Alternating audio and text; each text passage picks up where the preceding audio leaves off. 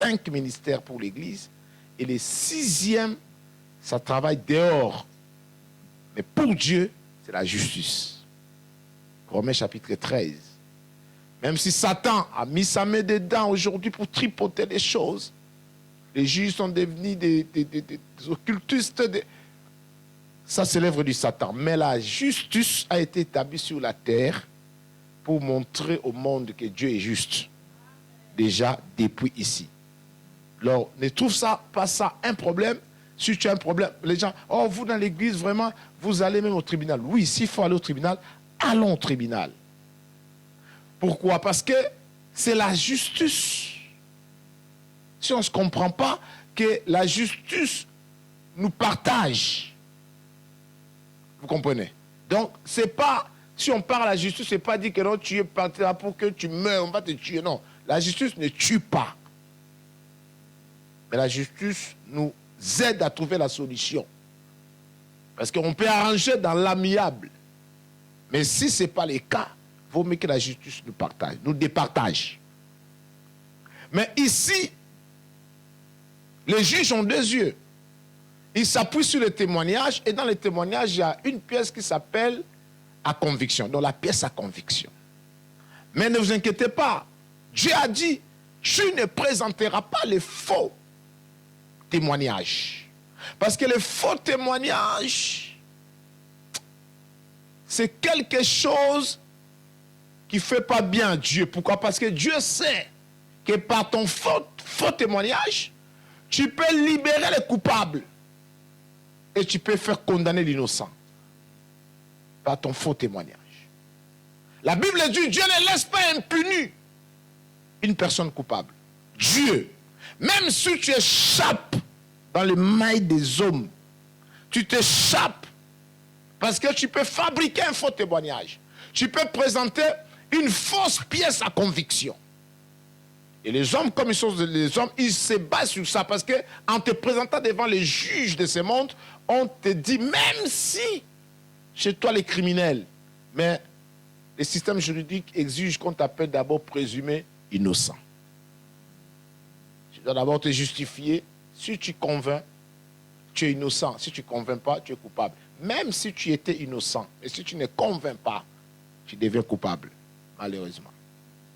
Ça, c'est la justice de ce monde. Parce que les gens qui te jugent sont des humains. Ils n'étaient pas là quand tu faisais la chose. Ils n'étaient pas là si tu n'avais pas fait. Ils n'étaient pas là. Et ils ont que les dossiers. Tu es accusé ou tu viens d'accuser quelqu'un. Mais il faut apporter des preuves. Pour qu'ils voient à partir des preuves, si tu as raison, tu as tort. Mais ici, la doctrine du jugement éternel, c'est lui qui va nous juger, n'est pas un homme. Il était, il est, il sera. Il est omniscient, omniprésent et omnipotent. Dieu sait tout. Et Dieu voit tout. Donc tu vas passer devant un juge qui te voyait dans ce que tu faisais. Si tu étais innocent, avant même que tu sois jugé, le juge le sait déjà que tu es innocent. Et si tu es coupable, le juge qui te jugera là, il sait que tu es coupable. Vous imaginez devant quel juge nous serons? Amuse-toi avec les juges de ce monde. Crée des témoignages, vrai ou faux, les gens t'appuient pas. Ok. Mais devant Dieu, il n'a pas besoin que tu l'amènes des pièces à conviction. Il n'a pas besoin. Il n'a pas besoin que tu l'amènes des témoins. Il n'a pas besoin. Tu comparais devant lui non comme présumé innocent, pas du tout. Tu te présenteras devant lui comme présumé ce que tu étais. Donc tu te présenteras, même pas présumé, mais tu te présenteras tel que tu es. Si tu es coupable, tu te présenteras en tant que coupable. Et tu auras la sentence qui mérite une personne coupable.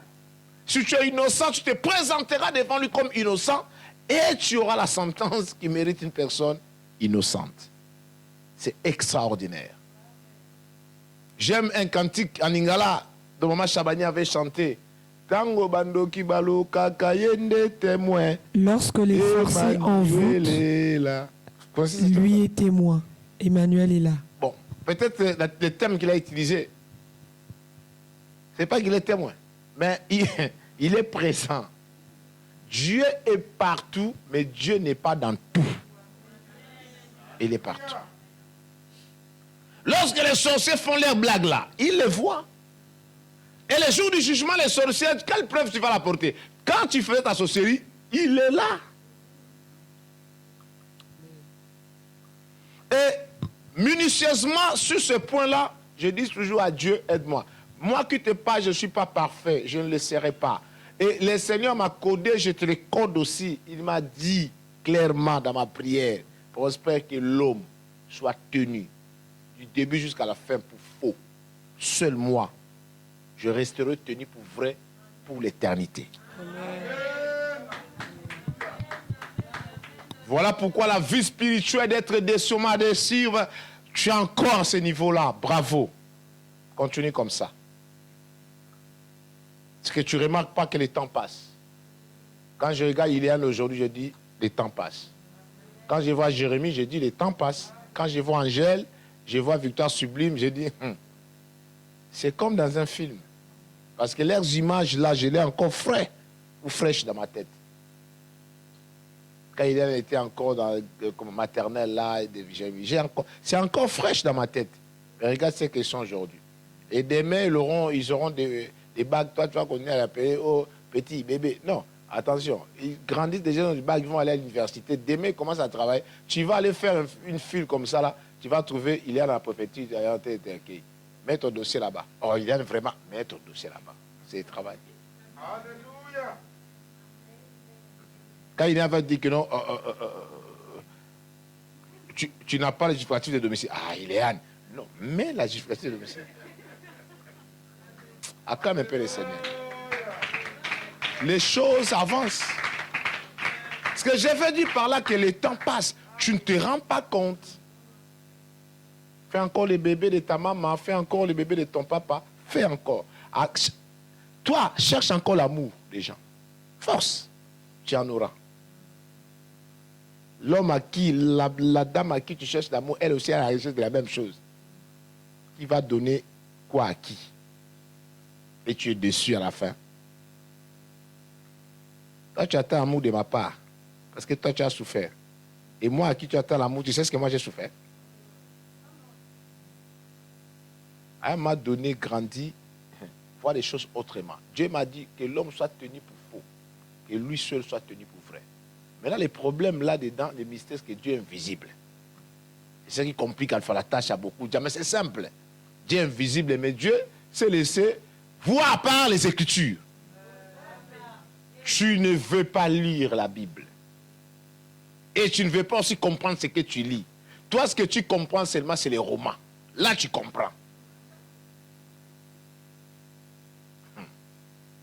Mais quand tu lis la Bible, ah, je ne comprends pas. Qu'est-ce que tu ne comprends pas?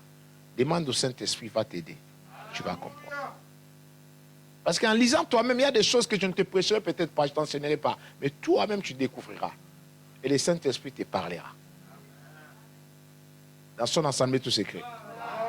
Nous sommes dans l'enseignement de la doctrine du jugement éternel.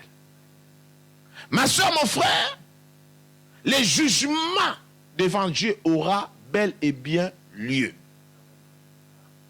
On ne peut pas fuir ça. Minutieusement, ça, moi personnellement, ça me met vis-à-vis de mes responsabilités. Frère, tu peux tout faire. Dieu sait. Dieu connaît tes intentions. Le jugement de ce monde, il ne juge pas les choses par rapport aux intentions, ni aux intentions, ou aux motivations, des choses qui sont cachées en toi. Ils ne peuvent pas juger ça. Ils attendent une manifestation de quelque chose contre la loi. Mais Dieu nous juge, nous voit déjà à partir de nos intentions et de nos sentiments. Dieu voit qu'est-ce qui se passe au-delà de nous. Déjà à partir de là, le jugement a bien commencé. Et nous avons deux natures de jugement, parce que je vais couper court. Peut-être à partir de demain, connecte-toi, fais connecter les autres. Si tu savais. Et j'ai parlé jusqu'à jeudi. Vendredi, on aura une nuit de prière. Sauf des responsabilités sérieuses pour toi les samedis. Tu ne dois pas manquer les vendredis ici. Mota, les Baruch, les Esther quittent Paris, viens. Toi, tu es à Beauvais ici, 40 minutes. Il faut venir. Sauf si tu as des responsabilités sérieuses samedi, d'accord. Des choses à faire sérieusement. Mais de toutes les façons, l'église n'est pas, les rassemblements solennels ne sont pas des convocations des gens qui n'ont rien à faire. Non. C'est là où on parle de sacrifice. Si on ne se sacrifie pas, il n'y aura pas les rassemblements. Parce que chacun aura une excuse quelque part. C'est que Dieu lutte aussi. Bon, c'est que Dieu ne veut pas laisser à Satan, c'est le temps. Satan veut confisquer le temps. Dieu aussi veut le même temps. Il y a la guerre du temps. Peut-être un jour on en parlera. Je n'ai pas le temps. Souvent, regarde, examine bien. Tu n'as pas le temps souvent aux choses de Dieu.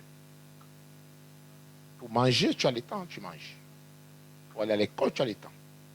Pour les révisions, tu as le temps. Aller au travail, tu as le temps. Pour dormir un peu, faire ta vaisselle ou, comment dire, ménage. Ça, tu fais l'effort, tu as le temps. Mais je n'ai pas eu le temps de prier. Je n'ai pas eu le temps de lire, papa. Je n'ai pas eu le temps de me connaître. Je n'ai pas eu le temps. Tu n'as pas eu le temps qu'aux choses de Dieu. Pourquoi tu ne laisserais pas les choses de Dieu prendre le temps comme ça, tu diras aux autres choses que je n'avais pas le temps pour faire le ménage, je n'avais pas le temps parce que j'ai prié. Fais un peu l'inverse. Grâce à Dieu, vendredi à 22h, il faut être là. Maman Agnès est là. Tu peux te mettre debout. Tu es venu avec ta béquille. Tu peux avancer là.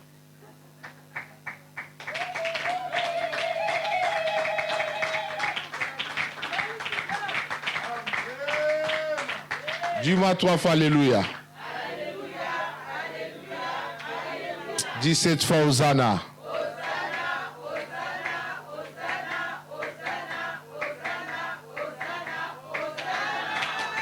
Acclame Jésus. Elle avait témoigné? T'as pas témoigné, hein? Ça, c'est l'église d'aujourd'hui. Il n'y a pas de temps. Je vais te parler tout à l'heure. Il faut qu'il y ait le temps pour le Seigneur. Va t'asseoir. Tu vas témoigner dimanche prochain. Tu as acclamé timidement. Acclame le Seigneur.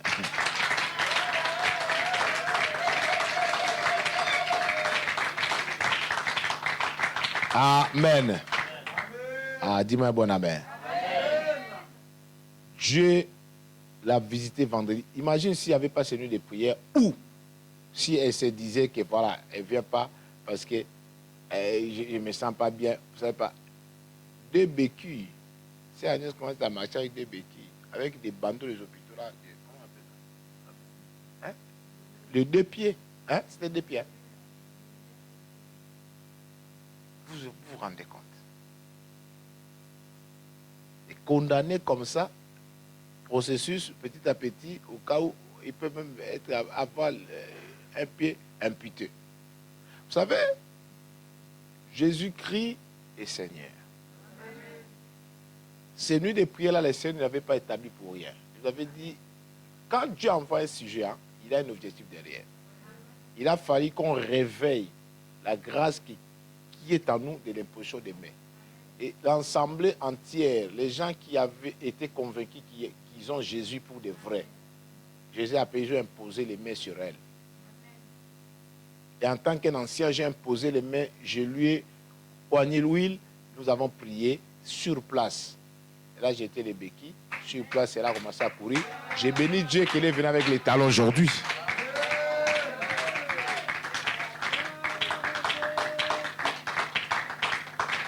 Maintenant, imagine que tu n'étais pas venu parce que non, tu ne peux pas.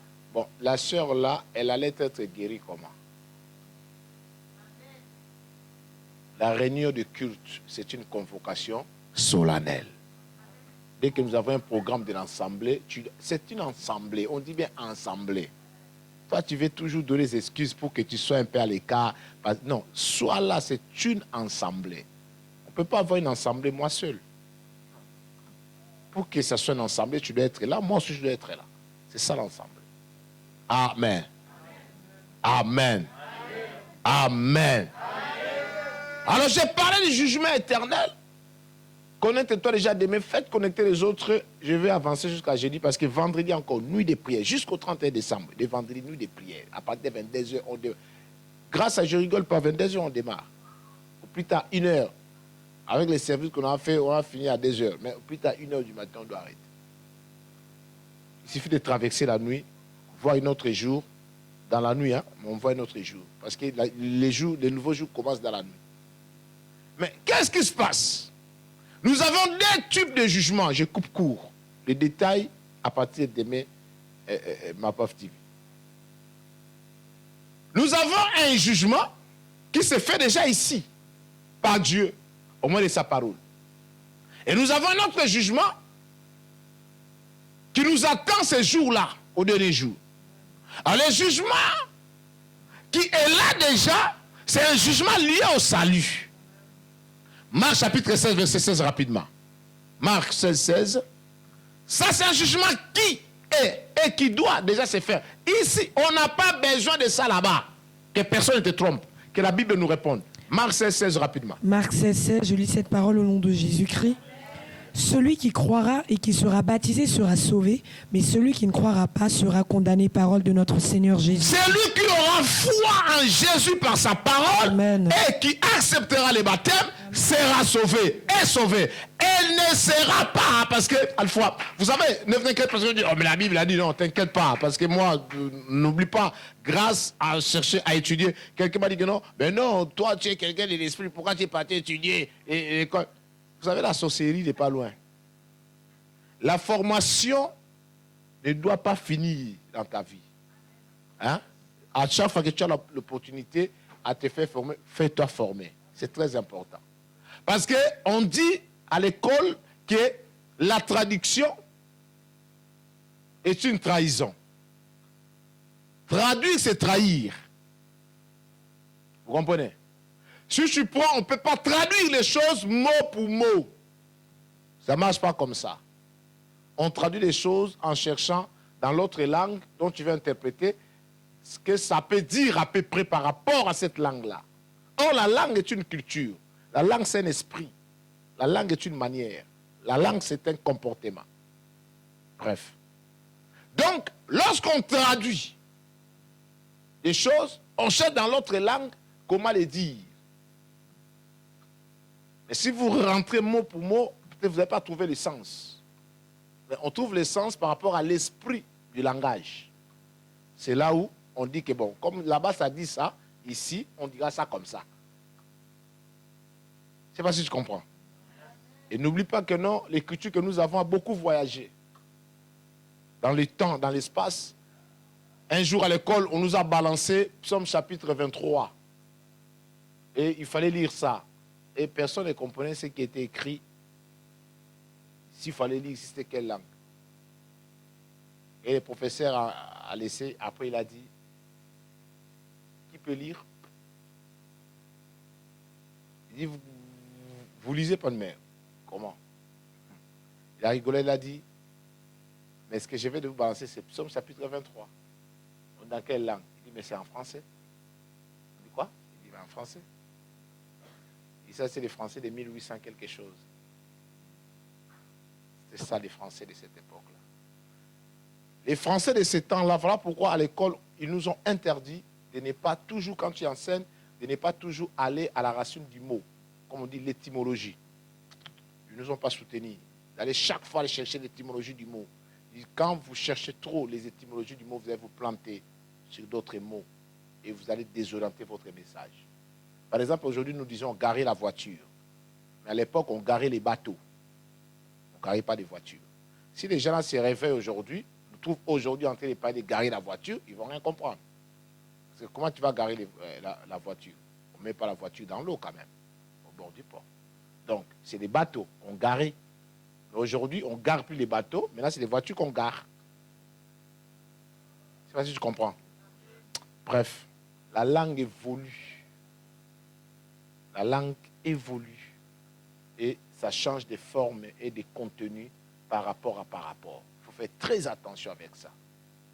Je pense que tu es intellectuel, tu comprends ce que je dis. Ce n'est pas mon sujet. Je ne suis pas les professeurs des cours de la langue. Mais, grâce à Dieu, je te parle de la parole de Dieu. Je me suis allé former. Non, parce que je n'avais pas la formation. J'avais la formation professionnelle et la formation. Et la formation. Nous avons reçu la formation de la BGI. Maintenant, il fallait aussi recevoir la formation institutionnelle. C'est très important. Et ça m'équilibre. Si tu me donnes la parole maintenant, là, aller prêcher, tout dépend de l'auditoire. Je vous dis toujours, je prêche par rapport à l'auditoire. Donne-moi une certaine auditoire, tu entendras les choses. Tout dépend. Pourquoi? Parce que j'ai compris beaucoup de choses. Et la formation aide beaucoup. C'est très important. Qu'est-ce qui va se passer ici? Je disais par rapport au jugement. Les jugements, là la Bible dit, celui qui croira sera sauvé. C'est comme si c'est au futur que tu seras sauvé. Comme je vous avais dit, ne inquiétez pas, c'est juste l'affaire du voyage et l'affaire de la traduction. Mais ce n'est pas ça. Tu crois, tu as foi là, tu es sauvé. Tu ne seras pas sauvé. Tu es sauvé. Le salut, la foi, comme je vous dis, c'est maintenant.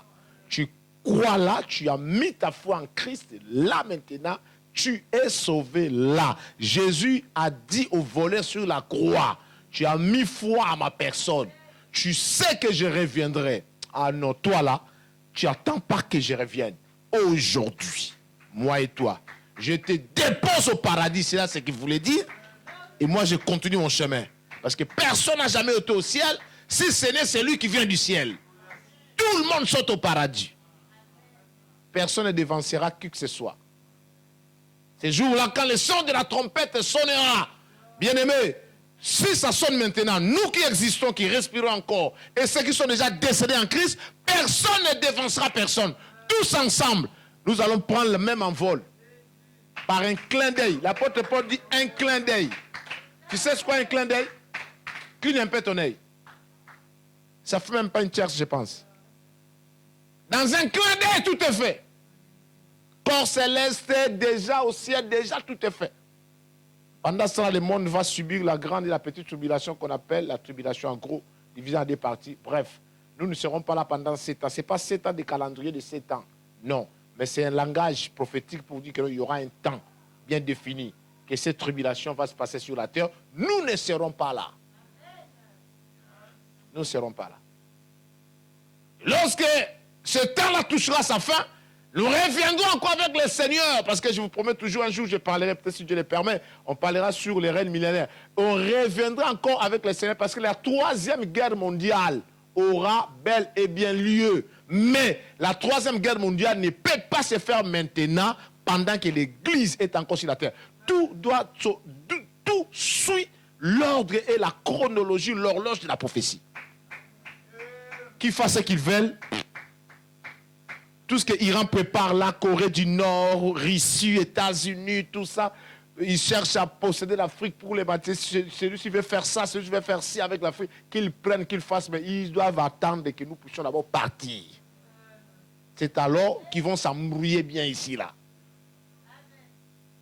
Quand ils vont s'embrouiller, nous, on reviendra avec le Seigneur pour arrêter la guerre, appelée la guerre des Armageddon. C'est nous qui vont l'arrêter. Après notre séjour, pendant 7 ans, je ne sais pas, dans son royaume, avec le Seigneur, on reviendra. Lui-même devant avec un cheval blanc, nous autres, ses disciples derrière lui, sur le cheval blanc. Nous reviendrons. Et nous allons gérer la terre. La terre ne sera plus gérée, démocratie, tout ça, il n'y aura plus. Donc nous allons gérer la terre pendant 1000 ans. Mais le diable n'est pas toujours arrêté. Le diable va toujours continuer avec son mal. Mais nous aussi, nous reviendrons. Nous arrêterons la 3e guerre mondiale. Et en même temps, nous allons gérer la terre. On appelle ça règne millénaire, pendant 1000 ans. Ce n'est pas 1000 ans de 1, 2, 3 000 ans. Non. Là encore, c'est un temps prophétique. Pour un temps, nous allons gérer la terre. Les bourgmestres et les préfectures que tu vois, les entreprises seront gérées par nous. Nous n'aurons pas ce corps. Nous aurons notre corps céleste. Souvenez-vous, à la résurrection de Jésus, pendant 40 jours, il a vécu avec les apôtres, lui avec son corps de la résurrection, le corps céleste, les apôtres avec le corps que nous avons là. Ils ont cohabité. Nous allons cohabiter avec les rescapés de la tribulation, nous avec les corps célestes et avec les corps normaux. Est-ce que tu me comprends? Et pendant 1000 ans, la terre sera gérée par nous. Bref, ce n'est pas notre enseignement aujourd'hui. J'avance. Tu es sauvé. Du moment où tu as mis ta foi maintenant en Christ, tu es sauvé. Donc ça n'a rien à voir au jugement. Tu n'as pas un jugement là-dessus. Parce que tu es sauvé par la grâce au moyen de quoi? De ta foi. Tu n'as pas, voilà pourquoi je parle la foi et la doctrine du jugement éternel. Tu as foi en Jésus, maintenant tu es sauvé. Tu n'es pas sauvé, je répète encore pour une millième fois ici, tu n'es pas sauvé par rapport à tes œuvres. C'est faux, archi faux, puissamment faux. Tu n'es pas sauvé par rapport à tes cheveux. Oh, tu as des mèches, il n'y a rien à faire. Sorcier. Tu as appris ça où? C'est quelle base de l'enseignement dont tu dis à quelqu'un qui a mis des cheveux? Des faux cheveux! Des faux cheveux! Oh, calme-toi. Si tu as des carences familiales ou quoi, calme-toi. Va chercher des psychologues. Mais en réalité, ça n'a rien à voir. On n'est pas sauvé par rapport au modèle des cheveux qu'on a tressés ou qu'on n'a pas tressés. On n'est pas sauvé par rapport au modèle des foulards que tu as porté ou tu n'as pas porté. Pas du tout. On est sauvé si tu as mis ta foi en Jésus, tu es sauvé. Parce que dans le salut là, il y a des pardons de tous tes péchés dedans, il y a tout. Amen. Là, la Bible dit quoi? Tu ne passeras plus au jugement. D'ailleurs, je pense Jean chapitre 5. Je pense Jean chapitre 5, verset 24 au verset 25, je pense, nous informe quelque chose d'extraordinaire encore là-dedans. Vous savez, autour de la parole comme ça, les aigles peuvent rester pour pouvoir laisser manger la chair. Mais vous savez, nous quand on écoutait la parole de Dieu, l'apôtre Paul a prêché toute la nuit. Et tu couches même. Il s'est endormi profondément, il est tombé du 3e étage, il est mort. Les gens voulaient, pas non, laissez-lui. Des matins, l'apôtre Paul prie, son âme revient en lui, il est ressuscité. Un jour, je vous parlerai du mystère de Paul et de Pierre. Come on. Jean 5, verset 24, je lis au nom de Jésus-Christ. En vérité, je vous le dis, celui qui écoute ma parole et qui croit à celui qui m'a envoyé a la vie éternelle et ne vient point en jugement. C'est lui, Hosanna. Mais il est passé de la mort Hosanna. à la vie. C'est lui, Hosanna. Amen. C'est lui qui écoute ma parole et qui vient à moi. Il n'est plus jugé. Il est passé du jugement. De quel jugement? Du jugement du salut. Amen. Oh non, on ne sait pas encore. Au dernier jour, on saura qui entrera, on sait qui n'entrera pas. Je ne sais pas d'où vous venez avec votre doctrine. La doctrine que nous avons. Parce que l'Église est basée sur les fondements des apôtres et des prophètes. Jésus-Christ étant la pierre angulaire. Frère, ça c'est solidement bâti. J'entendais quelqu'un hier parler. Il dit, posons les fondements à tout ça. On ne peut plus poser les fondements. Bon, je peux comprendre s'il faut dans un contexte ce que ça veut dire. Je suis un homme spirituel. Mais attention, on ne pose plus un nouveau fondement. L'apôtre Paul a dit ceci. Le fondement est déjà posé. C'est fini. Il n'y aura pas un autre fondement à poser. Le fondement est déjà posé. Alors, ce que vous devez faire, continuer l'édifice, la construction, oui. Que chacun fasse attention de la manière dont il va venir poser sa brique là-dessus. Mais tu ne peux pas poser ta brique sur un nouveau fondement. Il n'y a plus. Il n'y a que ce fondement-là, à savoir, comme dit l'apôtre Paul, les rocs Jésus. Bâtissons sur le Seigneur Jésus. Tu nous amènes des histoires. Oh non, oh ceci, oh, on saura, là tout de suite, on ne peut pas savoir qui est sauvé, qui n'est pas sauvé. Non. Je peux comprendre ce que tu veux dire, dans le sens que ce n'est pas toi qui vérifie les cœurs des gens. Mais non, chacun dans son cœur sait s'il a réellement Jésus pour de vrai ou pas. Venir à l'église, c'est une chose. Avoir la Bible, c'est une chose. Mais être converti en Christ, c'est une autre chose. Chacun doit le savoir. Et si tu es converti en Christ, tu le sais. Et du moment où tu es converti, tu es déjà sauvé. Amen. Il n'y aura pas un jugement du genre, tu viens là, bon non, toi tu vas en enfer. Toi, tu vas au royaume des cieux. Non. Déjà seulement à partir du décès. À partir du décès, parce que ça c'est un jugement dont nous l'avons tous les jours. Pendant l'évangile, pendant que l'évangile d'être prêché. Là, déjà au jour du décès seulement, on n'a pas besoin de dernier jour. Dieu n'a pas besoin de dernier jour par rapport à ça. Les jours de ton décès déterminent déjà tout. Parce que dans le séjour des morts, il y a 2 chambres. Il y a les chambres qui s'appellent paradis, Saint d'Abraham, ou les lieux de repos. Et il y a l'autre chambre qui s'appelle les lieux du tourment. C'est tout. Donc quand tu décèdes, il n'y a que 2 voies. Déjà, ce n'est pas encore le jugement, ce n'est pas encore le ciel, non. Rien qu'au décès là, déjà, tu es positionné par rapport à comment tu as vécu. Si tu n'avais pas Christ, tu pars directement, on t'enterre là, même cimetière avec les saints et les pécheurs. Mais là-bas, là où les hommes partent, 2 voies. Ceux qui n'ont pas Jésus partent à gauche, vers les lieux du tourment, directement. Ceux qui décèdent en Christ, nous avons le corps dans le même cimetière, mais nos âmes ne vont pas au même endroit. Et les âmes de ceux qui sont décédés en Christ vont aller se reposer au paradis. C'est tout, c'est clair. Il n'y a même pas un jugement fait parce que Marc 16, 16 a tout tranché. Jean chapitre 5, verset 24 a tout tranché. Tu n'as pas besoin d'attendre le dernier jour. Nous-mêmes, nous faisons notre choix d'enfer maintenant. Et nous-mêmes, nous faisons notre choix du royaume des cieux maintenant. C'est tout. Tu n'as qu'à donner les billets de l'incrédulité, tu vas en enfer. Tu n'as qu'à donner les billets de la foi, tu vas au ciel. Donc, il n'y a pas, on attend les derniers jours. Non. Je pense que tu as compris. J'ai fait l'effort pour faire la synthèse. Deuxième jugement. Quand on parle du jugement, tous, même l'apôtre Paul parle, je pense, de 2 Corinthiens chapitre 5, verset 10, ou 1 Corinthiens chapitre 5, verset 10, je ne sais plus. Mais je pense 2 Corinthiens chapitre 5, verset 10, il dit que nous comparaîtrons tous. L'apôtre Paul, les Arabes ne l'aiment pas. Et les Juifs ne l'aiment pas. Si tu fais business dans la religion, tu seras pauvre. Avec des vérités de l'apôtre Paul. Ah non, cet homme a parlé. 2 Corinthiens chapitre 5, verset 10. C'est ça? Oui, c'est 2 Corinthiens 5, 10, exactement. Je lis au nom de Jésus-Christ. Car nous aurons tous à comparaître devant le tribunal de Christ, et chacun recevra ce qui lui revient selon les actes, bons ou mauvais, qu'il aura accomplis par son corps. Lorsque Amen. tous nous allons, et les païens et les saints, tous nous allons comparaître devant le tribunal de Christ, devant le trône blanc. Tous. Tu es sauvé, tu n'es pas sauvé. Là, on ne comparaîtra pas pour voir qui va être sauvé. Non, non, non, ça ne sera pas le jugement de ce genre. Non. Le jugement qui nous amène à comparaître devant le trône blanc ce jour-là, tous, ça sera un jugement pour voir qui mérite quoi. Parce que le salut est gratuit. Gratuit. Le salut est une grâce accordée par Dieu au moins de ta foi.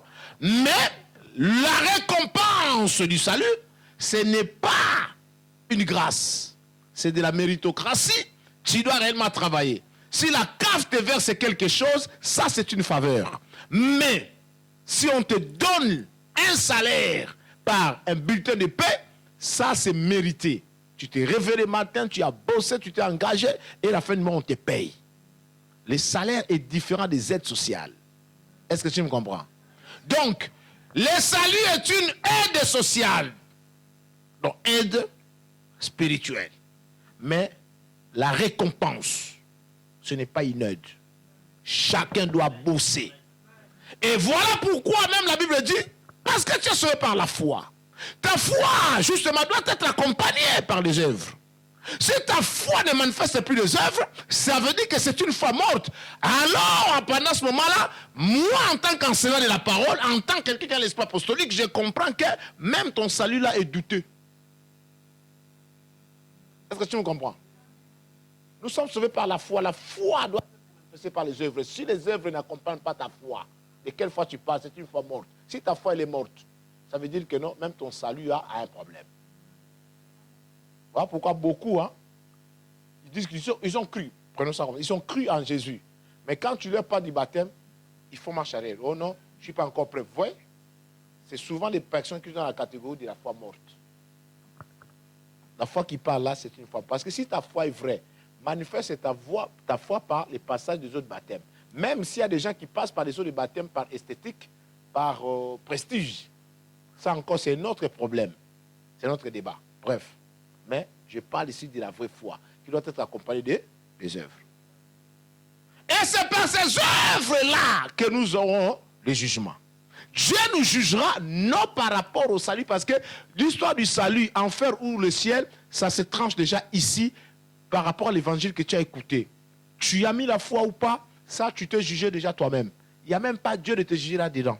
Jésus même m'a dit, je ne suis pas là pour vous juger, mais la parole que je vous ai enseignée, elle vous jugera.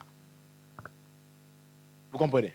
Donc, si l'homme part en enfer, parce que je ne vais pas le temps, peut-être dans la semaine, hein, dans ma page TV, on lira Matthieu chapitre 25, vous allez voir. Il y aura des gens qui sont à sa gauche, d'autres à sa droite. C'est par rapport aux œuvres. Si vous remarquez les textes, il parle, j'étais en prison, vous ne m'avez pas vu, j'étais malade, j'avais faim, vous ne m'avez pas donné à manger, j'étais nu, vous ne m'avez pas vêtu. Ça, c'est les œuvres. Parce que tout le monde sera là devant les trônes blancs, et d'autres seront à sa gauche, des boucs, d'autres à sa droite, des brebis. Ma soeur, mon frère, en ce moment-là, le Seigneur jugera par rapport à nos œuvres, pour voir quelle récompense tu mérites. Même au règne millénaire, nous n'aurons pas de responsabilités de la même manière. On parle des couronnes, on parle de la récompense, on parle aussi des louanges qui te sera due de la part du Seigneur. Chacun méritera la louange qui lui est due. Il ne pense pas qu'il va te donner la maison, il va te donner un jet privé. Non, il va... C'est des positions. Et la manière dont Dieu va te féliciter. C'est ça, la récompense. Maintenant, la règne millénaire aussi, ça tiendra compte. Parce que d'autres seront des hauts cadres dans les règnes millénaires. D'autres seront peut-être des petits cadres, d'autres peut-être aucun service. Pourquoi? Parce que tes œuvres ne t'ont pas permis d'être engagé par Dieu dans la responsabilité du gouvernement des règnes millénaires. Retiens ces informations, c'est très important pour nous. C'est là qu'il faut faire attention. Nous ne sommes pas tous pareils. Tous nous sommes sauvés par la même chose, la foi, dans la grâce, mais dans le domaine des récompenses, papa, maman, chacun doit manifester ses œuvres. On a dit à Naomi, hein, quand il est rentré, oh Naomi, manifeste ta force, fais-toi un nom. Il faut bosser. Et il faut être sincère envers Dieu. Parce que c'est lui qui te jugera par rapport à tes œuvres. Ça ne sera pas moi. Ça ne sera pas toi. Mais ça sera Dieu lui-même. Maintenant, Dieu qui sait tout, qui maîtrise tout, qui a tout, toutes les vidéos, tous les SMS, tout. Dieu a tout. Toutes les conversations, tout. Toutes des manigances, des cabales, Dieu a tout. Tu ne vas pas venir là déjà, oh non, Seigneur, tu vois, ce n'était pas moi, c'est lui. Dieu sait tout. Tu ne seras pas devant quelqu'un que tu vas amener en bateau comme ça. Parce qu'il sait bien d'où ça a commencé, par qui ça a commencé, comment ça a terminé. Dieu sait tout. C'est extraordinaire et c'est impressionnant. Frère, maintenant là, tu auras des récompenses. Mais quand tu prends 1 Corinthiens chapitre 3, on va chuter par là parce que le temps sûr et certain que c'est déjà passé. 1 Corinthiens, on va chuter par là parce qu'on va prier par là. 1 Corinthiens chapitre 3, verset 12 à 15. Cette information-là, au départ, ça m'a troublé. Mais finalement, Dieu, dans son amour, m'a fait comprendre beaucoup de choses par ces versets-là. Et je vais chuter par là, on va prier. 1 Corinthiens chapitre 3, verset 12 à 15. Come on. Je lis cette parole dans le nom de Jésus-Christ. 1 Corinthiens 3, à partir du verset 12. Or, on peut bâtir sur ce fondement avec de l'or, de l'argent, des pierres précieuses ou du bois, du chaume ou du torchis de paille. Verset 13. Mais le jour du jugement montrera clairement la qualité de l'œuvre de chacun et la rendra évidente. En effet, ce jour sera comme un feu qui éprouvera l'œuvre de chacun pour en révéler la nature. Verset 14. Si la construction édifiée sur le fondement résiste à l'épreuve, son auteur recevra son salaire. Verset 15. Mais si elle est consumée, il en subira les conséquences. Lui, personnellement, sera sauvé, mais tout juste, comme un homme qui réussit à échapper au feu. Acclamons cette parole. Amen. L'apôtre Paul, toujours l'apôtre Paul et encore l'apôtre Paul. Quel homme! Amen. Quelle profondeur! L'apôtre Paul parle des choses comme s'il est déjà là, il voit et il vous explique. Quelle dimension! Dieu a utilisé cet homme à un niveau, vous n'avez pas l'idée. Il nous explique les jours finaux du tribunal éternel là. Dernier jugement. Il nous explique, il dit que tout le monde sera... Corinthiens nous a informés déjà. Tous nous allons comparaître. Mais il nous explique comment ça va se passer dans cette comparaison. Il dit nous serons là devant Dieu. Non pour voir qui va aller en enfer. Parce que l'enfer c'est déjà fait. Depuis ton décès c'est déjà fait. Donc tu décèdes sans Christ. Tu vas au tourment là-bas. Tu attends l'enfer qui va s'ouvrir, qui ne soit pas ouvert. Et là-bas tu décèdes dans Jésus. Tu vas au paradis. Tu entends le ciel. C'est clair. Donc ça, on n'en parle plus, c'est déjà réglé depuis même. C'est réglé toujours que tu marches là. Toi-même, tu fais ton choix. Frère, d'autres disent, oh non, moi je vais prier demain. Fais comme tu veux. Parce que tu sais à 17h, à 18h, à 20h, qu'est-ce qui va t'arriver? On ne sait jamais. Quand tu entends comme ça, n'endurcis pas ton cœur. Il s'agit de ton propre salut. Ce n'est pas le salut de l'apôtre. Moi, j'ai mon visa du salut. Si je décède là, peu importe la condition, je vais me reposer. Mon âme va se reposer au paradis. Tu comprends? Pour moi, c'est fait. Mais grâce à Dieu, fais ça aussi pour toi. C'est gratuit. Hein? Même s'il faut donner la foi, mais c'est gratuit. Dans ce sens-là, parce que c'est pas gratuit, mais c'est gratuit. Maintenant, ici, l'apôtre dit, là, la comparaison, là, quand nous serons devant le trône blanc, le jugement dernier, c'est toute une doctrine. On dit que si on aura le temps, on en parlera. S'il n'avait pas eu le temps d'en parler, nous avons le temps, je vous les parle. Là, nous serons là devant, et puis, qu'est-ce qui va se passer? Comme ça ne sera pas un jugement pour voir qui va aller au ciel, qui va aller en enfer, parce que c'est déjà fait. Les gens de l'enfer sont connus, les gens du ciel aussi sont déjà connus. Maintenant, c'est l'histoire des récompenses. Et les gens qui vont aller en enfer vont être là pour les récompenses. S'ils se sont bien comportés, vous savez qu'il y a des gens qui ne se convertissent pas en Christ, mais qui font de bonnes œuvres. Ils ont les récompenses. Dieu n'est pas ingrat, Dieu n'est pas méchant, Dieu est fidèle, il récompensera chacun selon ses œuvres. Même un sorcier qui se comporte bien, il aura sa récompense. S'il se comporte mal, il aura aussi sa récompense. En fait, peu importe ce que tu es, tu auras ta récompense liée à tes œuvres. Peu importe ton identité. Maintenant là, en examinant de près ces versets, qu'est-ce que l'apôtre Paul veut dire? Il est en train de dire. D'autres auront des récompenses, je commence par là, auront des récompenses, mais ils vont aller en enfer. Tu vas en enfer avec ta récompense. Parce que tu étais un païen faisant des bonnes œuvres, mais païen. Hein? Il y a des gens même qui ont touché au fétiche. Oh non, moi, mes fétiches, c'est pour sauver les gens. C'est pour aider les gens. Les gens souffrent. Les gens ont des kibeka, les gens ont des bouka-bouka, les gens ont des ceci. Moi, quand je fais mes herbes là, c'est mes ancêtres qui m'ont laissé le pouvoir. Ils m'ont laissé le pouvoir pour aider les gens. Oui, aider les gens. Tu es des gens, non. Merci maman, tu es des gens, papa, tu es des gens. Merci, bravo. Mais, puisque tu n'es pas converti en Christ, tu auras la récompense de tes aides là, en enfer. Tu ne vas pas te priver de la récompense, tu en auras en enfer. Est-ce que tu comprends quelque chose?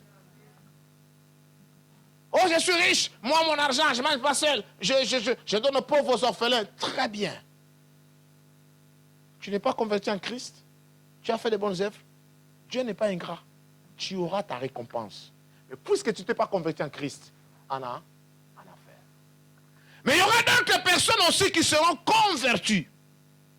Justement, que personne, tu es converti, mais tu ne veux pas appliquer de bonnes œuvres. Et les gens viennent avec l'enseignement. Oh, parce que tu comportes mal, tu vas en enfer. C'est faux. L'enfer, ce n'est pas l'histoire de comportement. C'est faux. On nous soutient d'avoir les comportements qui témoignent que nous avons la foi, parce que la foi doit être accompagnée des œuvres. Mais si tu es têtu, tu ne veux pas faire de bonnes œuvres, mais tu es sauvé en Christ, c'est par ta foi que tu es mis en Christ, mais seulement tu as tué ta foi au niveau des œuvres, c'est ton problème. Tu es sauvé. Mais qu'est-ce que tu auras? Zéro. Quel tout juste? Zéro. Hein? Sourire. Ah, tu es sauvé. Mais tu n'auras pas de récompense. Zéro. L'apôtre Paul l'a décrit, non? Il dit, quand on pèsera tes œuvres au feu, les jours du jugement, c'est comme par le feu. Si tes œuvres sont brûlées, parce que c'était du chaume, de paille, si c'est brûlé par le feu, ça veut dire que non, tu as tout perdu. Mais toi, tu es sauvé. Je ne sais pas si vous comprenez. Toi, tu es sauvé. Mais tes œuvres, zéro. Tu n'auras rien. Entre dans le royaume, mais aucune récompense dans le royaume. Est-ce que tu comprends? Yes. Tout comme il y aura des gens qui vont en enfer avec des récompenses, tout comme il y aura des gens qui vont aller au ciel sans récompense. Tout comme il y aura aussi ceux qui vont aller en enfer sans récompense, tout comme aussi il y aura ceux qui vont au ciel avec des récompenses. Bénis Dieu parce que tu fais partie de ces ministères.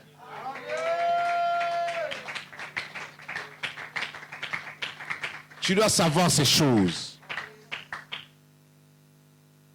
Pour clôturer, on prie. J'ai dit ce matin à Paris, nous n'aurons rien et nous n'avons rien ici-bas d'une manière définitive. Tout ce qui nous motive, Seigneur, je vais dans la maison, Seigneur, maison. Tu n'auras pas cette maison d'une manière définitive. Seigneur, je vais jet privé. Prends un jet privé, mais tu n'en auras pas d'une manière définitive. Seigneur, je vais la nationalité. Prends la nationalité, mais tu n'auras pas ça d'une manière. Pourquoi l'homme est motivé de s'attacher avec toute son énergie, tout son cœur, toute son âme aux choses qui sont partielles, à la place de s'attacher à ce qui est éternel. L'apôtre Paul dit que tes yeux ne regardent pas aux choses qui sont passagères, mais fixe tes yeux à regarder ce qui est visible, car ce qui est invisible est éternel.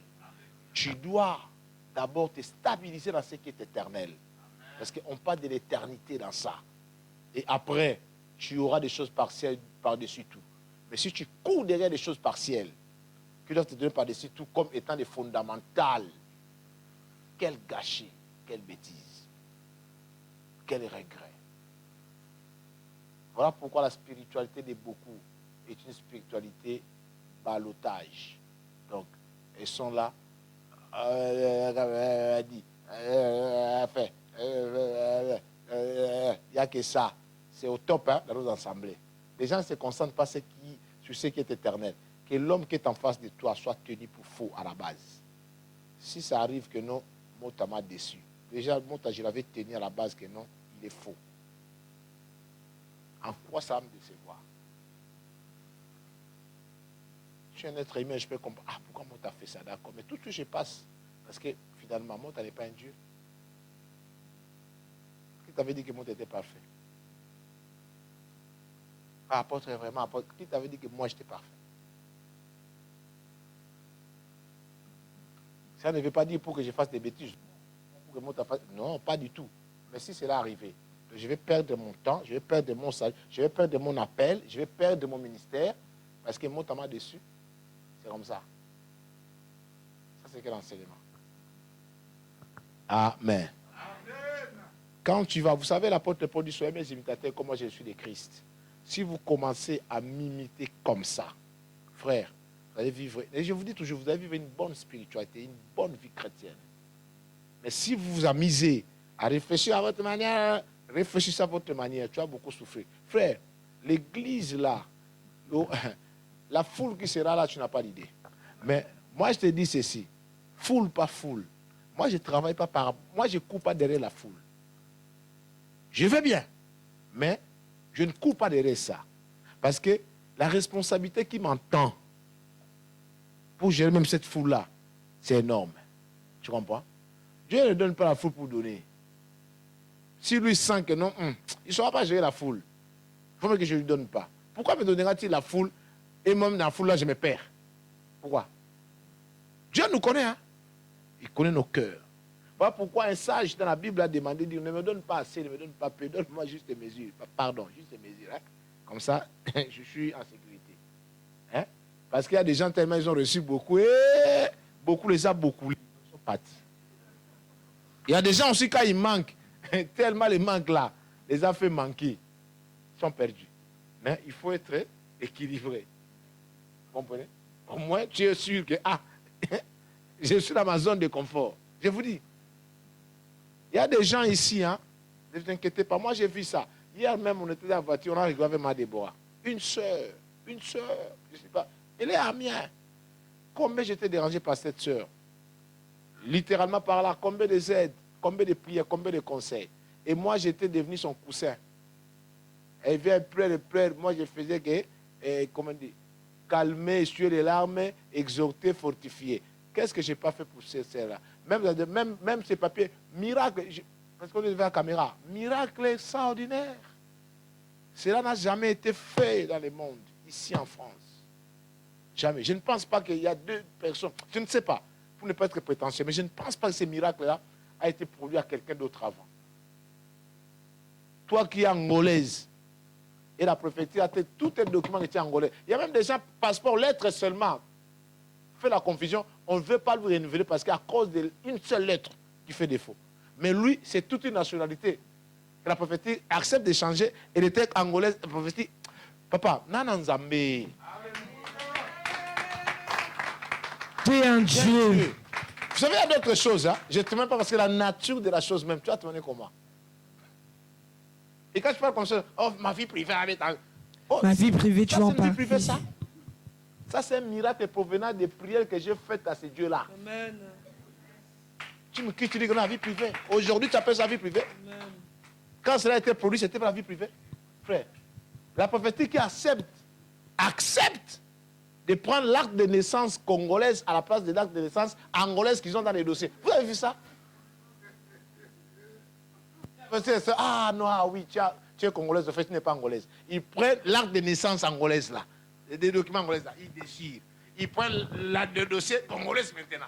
Frère, tu ne réalises pas quel type de miracle. Non, je n'ai pas réalisé. Pendant ça, il y a des gens qui souffrent à cause de la lettre, une seule lettre seulement dans son nom. Il y a une maman ici, là, on a pris avec elle. La lettre seulement, elle est béninoise. La lettre seulement pour sa nationalité française. Une lettre. En plus, la lettre est là. Mais seulement parce qu'on avait trop appuyé les stylos là-bas. Après, je n'avais pas. Pourquoi? Oh non, c'est trop appuyé. C'est comme s'il y a quelque chose là qui s'est trafiqué. Vous vous rendez compte? Pendant ce temps, il y a quelqu'un qu'on a accepté de transiter. Donc, tu quittes l'Angola. Maintenant, tu deviens congolaise. La sœur là, document, prière, travail. Elle me dit, j'ai pas le temps. Ma famille. Mais, L'envoûtement. vous savez, il y a des choses, hein. Il y a des choses au quotidien ministère. Tu peux laisser le ministère. Si ça dépendait que les gens. Je suis vexé, je suis frustré. La frustration, J'ai eu à subir d'autres frustrations dans ce pays, dans cette ville. Ah, frustration. Frustration. F-U-R-U. S-T-R-A-C-T-I-O-N. Frustration. C'est la frustration. Il y a la fraction.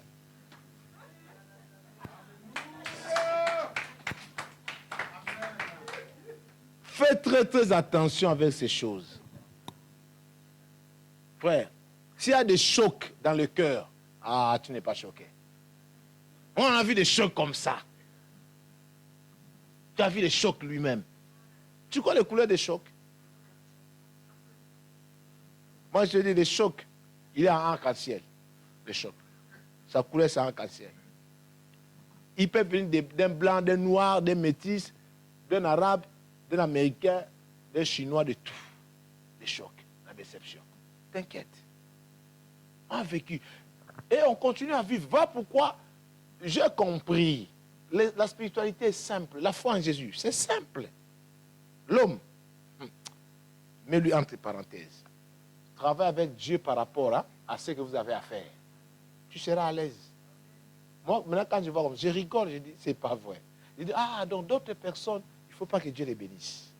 Et parmi, il y a encore des gens ici, mais j'ai pris que tu sors de ce lot-là. Ah, je n'entends pas ton amen. Vous savez qu'il y a des têtus. Quand tu dis, ah non, moi, papa, maman, même moi, même toi, tu n'as jamais reçu 1 million d'euros de toi-même comme ça, boum. D'autres personnes ont reçu 10 000 cash de lui-même, pas encore, depuis que tu es en France. Donc lui, c'est seulement 10 000 balles en paquet, cash. Hein? Tu tournes comme ça, billet vers les 5 euros, tu rentres comme ça, billet vers les 5 euros, tu rentres billet vers les 5 euros, tu fais comme ça, billet vers les 5 euros. Hein? Dans tous les coins. Maintenant, 10 000, bien attaché dans les liasses. Non, c'est ma vertige. C'est comme ça, 13 000 balles de rappel, vertige. Il vient, papa, je vais aller en Chine. Demain, revient. Non, je vais aller, comment on appelle ça? En Turquie. Après, il revient encore. Non, je vais aller au Maroc. Pendant qu'elle dit comme ça, elle paie des factures, elle paie des dettes qu'elle avait. Donc, elle, dans sa tête, le 13 000 est toujours 13 000. Oh, quand tu enlèves déjà 100 euros, ce n'est plus 13 000. Hein? 12 900. C'est plus 13 000. Elle est toujours dans les 13 000. Dans tout ce qu'elle fait comme dépense, elle achète des chaises à Conforama, elle a toujours 13 000. Finalement, il y a 600 euros. Elle dit, ah papa, l'argent est comme magie. Elle dit, l'argent n'est pas magie, n'est pas sorcier. C'est que tu n'as jamais été à l'école de gérance de l'argent. La Bible dit ceci, tes doigts doivent apprendre à faire quoi? À compter. À compter. Tes doigts. Parce qu'un jour, je pense, je ne sais plus c'est qui me disait, ah papa, tu comptes l'argent comme ça? Il dit, ah oui, j'ai été exercé. Parce que, on a vendu. Je sais compter les billets. Moi, je faisais les billets comme tchaka, tchaka, tchaka, tchaka, tchaka, tchaka. Je ne fais pas l'erreur. Parce que les doigts là, à exercer.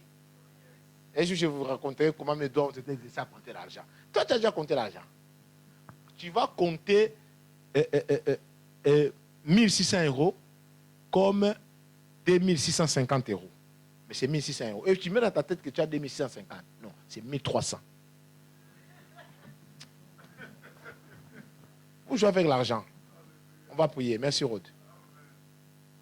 On va prier. Que Dieu te bénisse. Le Seigneur sait qu'il y a des gens, si je lui donne, moi et lui, on se sépare.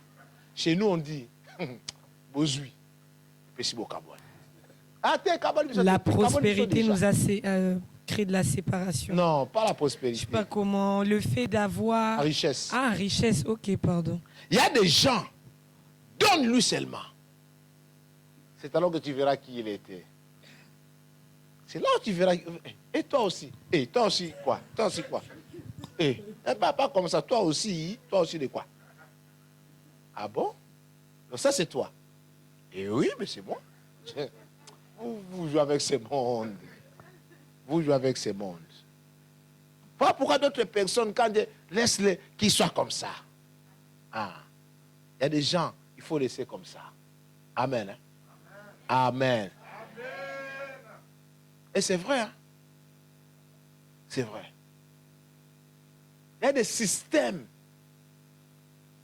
Ils ont décidé de ne même pas donner à ces peuples-là les pains. Parce qu'ils se disent, dès que tu donnes les pains, il va chercher maintenant les toits. Donc laisse-lui seulement se battre d'abord pour les pains. Comme ça, il sera toujours dans un combat du pain. Il verra pas autre chose. Mais si tu donnes les pains maintenant, il va chercher encore autre chose. Laisse-les comme ça. Et nous le voyons. Et aussi, ose seulement donner les pains et tu verras. Une autre demande arrive. Maintenant, où est les toits maintenant? Tu vas donner les pains. Ah, ça va. Maintenant, où est les toits? Il y a dans la rue. Toi, tu étais là, tu cherchais que les pains. Et toi, tu cherchais les toits, toi. Tu cherchais les pains.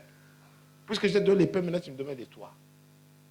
Bien que ce n'est pas bien. Ça, c'est les méchants qui fonctionnent comme ça. Ils limitent des gens à quelque chose. Mais notre Dieu ne te limite pas. Mais seulement, travaille. Hein? Travaille ton âme. Nous n'avons rien ici-bas d'une manière définitive. Ma voiture, moi, je vais pas. Ah non, hein? Ma voiture, tu ne l'as pas d'une manière définitive. Je suis passé à un parking, le monsieur n'est plus. Je regarde encore sa voiture, je dis, c'est vrai. Ce qu'on dit, c'est vrai. Ça arrive, ça arrivera à tout le monde. La voiture ne sait même pas que son chauffeur n'est plus là. Depuis que la voiture était au parking. Ça m'a enseigné. Mais quand le monsieur est encore, sûrement, ma voiture, mais la voiture est là, le chauffeur n'est plus. Frère, nous n'avons rien d'une manière définitive ici-bas. Si nous aurons quelque chose d'une manière définitive, c'est le royaume des cieux. Acclame le Seigneur.